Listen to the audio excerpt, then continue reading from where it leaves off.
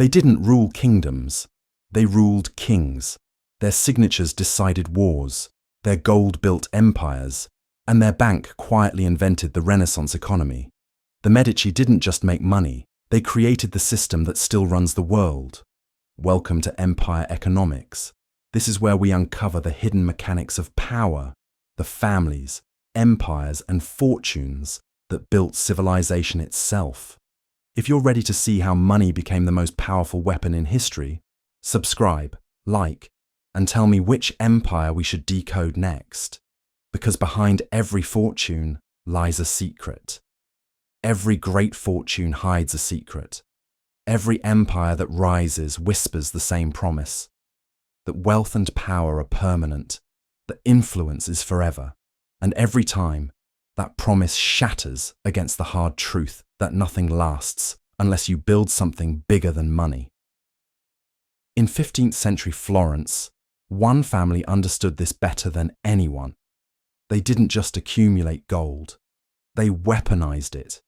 They turned banking into statecraft, transformed currency into culture, and used ledgers to reshape the destiny of Europe. The Medici family didn't just get rich, they invented a new kind of power, one that still defines how money moves today. Most people think the Renaissance happened because brilliant artists suddenly appeared in Italy. That's the fairy tale. The real story is darker, more calculated, and far more useful. The Renaissance happened because someone paid for it. Marble doesn't carve itself. Paint doesn't buy itself. Genius doesn't eat air. Behind every masterpiece was a transaction. Behind every sculpture was a loan. And behind almost all of it was a bank that understood something the rest of Europe had missed. Money isn't just currency, it's leverage. And if you know how to use it, you don't need an army to conquer a continent. You just need a better accounting system. The Medici story begins not with conquest or inheritance, but with something far more dangerous. Ambition wrapped in humility. In 1397, Giovanni de' Medici founded a bank in Florence that would become the largest and most respected financial institution in Europe. But Giovanni wasn't born into this.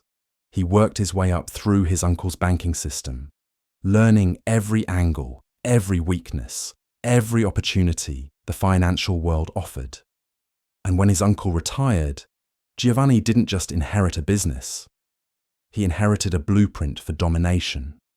Within decades, the Medici Bank would operate branches in Rome, Milan, Venice, London, Geneva, Lyon, Avignon, and Bruges. They didn't just serve Europe, they owned the financial arteries that kept it alive. What made them different wasn't luck or timing. It was ruthless innovation. The Medici revolutionized banking through practices we now take for granted, but were radical at the time. They popularized double-entry bookkeeping, a system that tracked every florin coming in and going out with brutal precision. Errors disappeared. Fraud became visible. Profits became measurable.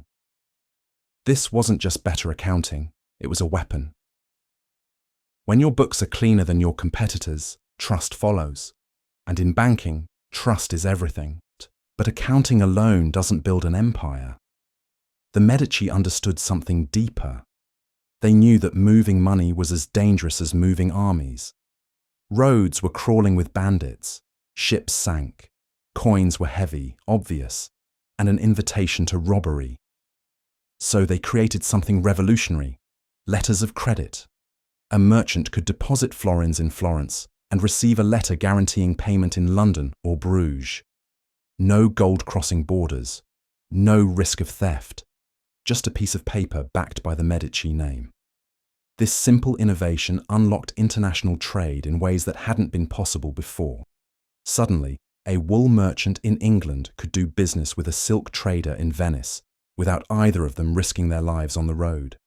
The Medici didn't just facilitate commerce, they became indispensable to it. And then came the master stroke. The relationship that would define their dynasty and reshape European power forever. Giovanni de' Medici understood that the most powerful institution in Europe wasn't a kingdom, it was the Catholic Church. The Pope commanded the faith of millions, controlled vast territories, and needed someone to manage the enormous flow of money that came with that power. Giovanni cultivated a friendship with the church, and soon the Medici Bank became the chief papal banker. This wasn't just profitable, it was transformative. By the 1420s, the Medici operated 2 branches in Rome dedicated entirely to church business. Those branches alone generated half the bank's total profits. But more importantly, they gave the Medici something no amount of gold could buy: legitimacy. When you handle the Pope's money, kings listen. When you finance the church, you don't just have wealth, you have sanctity. The church presented a unique problem, though. Usury, lending money for interest, was considered a cardinal sin. In a society dominated by religious law, this should have destroyed banking entirely. But the Medici found a loophole so elegant, it's almost beautiful. They disguised interest as currency exchange fees. A merchant would deposit florins and receive payment in another currency at a slightly different rate. That difference, just a few pence per florin, delivered a 22% annual return. To the theologians, it looked like a simple exchange. To the Medici, it was profit wrapped in piety. They had figured out how to charge interest without calling it interest, how to grow wealth without angering God. Giovanni built the foundation, but it was his son Cosimo who turned banking into absolute power.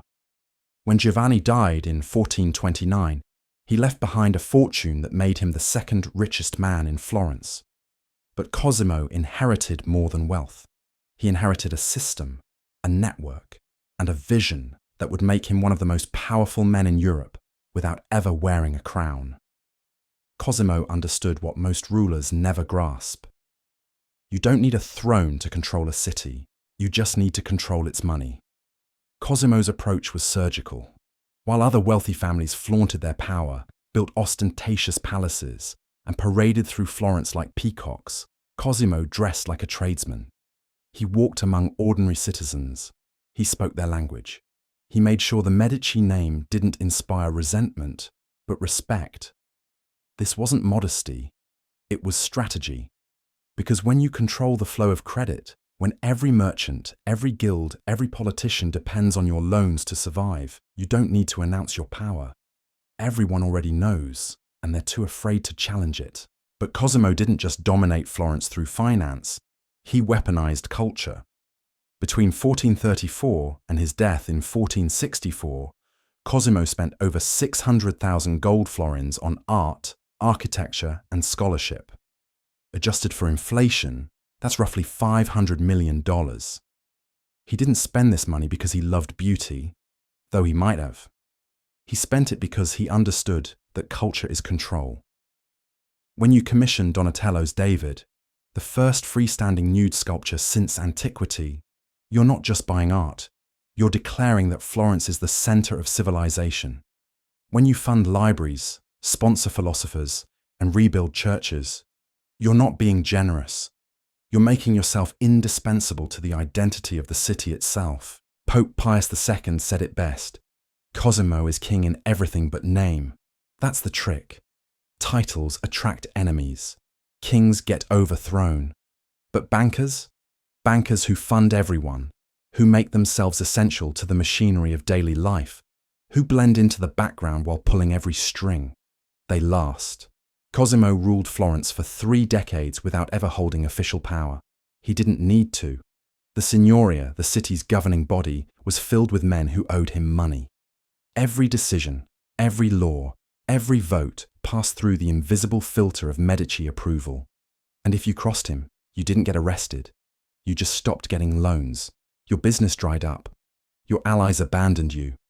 Financial suffocation is quieter than execution, but just as final. The Medici model was so effective it became a template. They pioneered what we now call a holding company structure. Each branch operated as a semi-independent partnership, but all of them answered to the central operation in Florence. This meant risk was distributed. If the London branch collapsed, and it eventually did, the whole empire didn't fall with it. Profits flowed upward, But failures stayed local. It was a corporate structure centuries ahead of its time, and it allowed the Medici to expand across Europe while maintaining control from a single city. Their influence extended far beyond business. The Medici Bank became the financial engine of European politics. Kings waged wars on Medici loans. Nobles married into families the Medici approved. Trade routes shifted based on where Medici branches operated. And because they controlled the Pope's finances, they had a hand in religious appointments, papal policy, and the spiritual direction of an entire continent. The Medici didn't just lend money, they lent power. And when you lend power, you own the people who borrow it. But the most brilliant part of their strategy was cultural investment. Cosimo didn't just fund artists because he wanted pretty buildings. He funded them because art is memory. Marble lasts. Frescoes endure. When you bankroll the greatest minds of your era, when your name is attached to every masterpiece, every architectural marvel, every philosophical breakthrough, you don't just control the present. You control how history remembers you. Centuries after the Medici Bank collapsed, we still talk about them. Not because they were rich, because they made their wealth immortal. Cosimo's philosophy revealed the truth. He once said that spending money gave him greater pleasure than earning it. Not because he was careless, but because he understood that wealth without legacy is meaningless. Gold sits in vaults and rots. But a sculpture, a library, a revolution in art and thought, that echoes forever. The Medici turned Florence into the cradle of the Renaissance not out of charity, but out of calculated self-interest. They knew that if they made Florence the centre of culture, they would be untouchable. And they were right. But even the greatest empires carry the seeds of their own destruction. After Cosimo died in 1464, the bank had already passed its peak. His son Piero was an invalid, more focused on politics than profit, and began calling in loans that triggered a wave of business failures. Then came Lorenzo the Magnificent, brilliant in art and politics, catastrophic in banking. He raided Florence's treasuries, defrauded charitable funds, and let branch after branch collapse under bad loans and worse management. By 1492, the empire had shrunk to just 3 cities. 2 years later, when the Medici were driven from Florence, mobs burned their headquarters to the ground. The lesson is clear. The Medici didn't fall because their system was flawed. They fell because they forgot what built it. Giovanni understood that wealth is a tool, not a trophy. Cosimo understood that power requires constant attention, but their descendants thought the name alone would protect them. They thought legacy was automatic. It isn't. Legacy is earned in every generation, or it dies. Today, the practices the Medici invented run the world. Double-entry bookkeeping is the foundation of every corporation. Letters of credit are how international trade functions. The holding company model structures nearly every major business. Even the way we think about cultural investment, about using wealth to shape society, comes directly from their playbook. The Medici proved that money is never just money. It's influence, control, immortality. But only if you understand how to use it before it buries you. History doesn't repeat. But if you ignore it, it will crush you all the same. If this changed how you see power, hit subscribe. The past has all the answers. You just have to know where to look.